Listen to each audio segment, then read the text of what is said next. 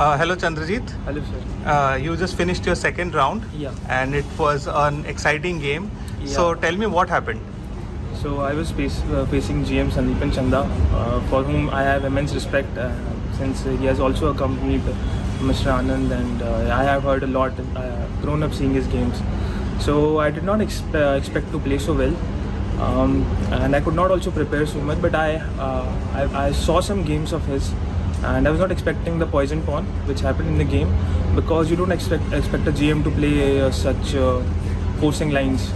But although he deviated at some move with Bishop E7, I think Knight C6 is the main line there. So Bishop E7 I did not know much. Also I'm not a very regular E4 player, so he played Bishop E7, and I vaguely remember some lines, and then it went, and I think I haven't checked it well with the engine, but throughout I felt that it is quite equal and everything was quite forcing. So yeah, and also after Bishop E7 I think I played fine. I did not really see any chances for him or even for myself throughout the game, so it was quite balanced throughout, and I'm very happy to draw with him.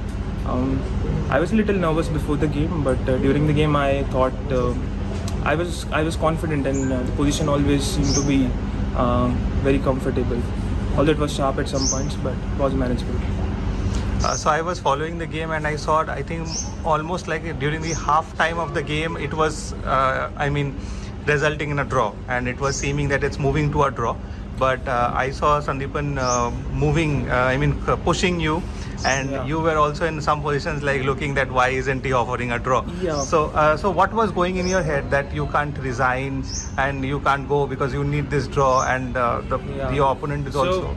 Yeah, the game was, if you see with the engine, it would be draw all the time, but actually I think it was quite sharp in the middle game.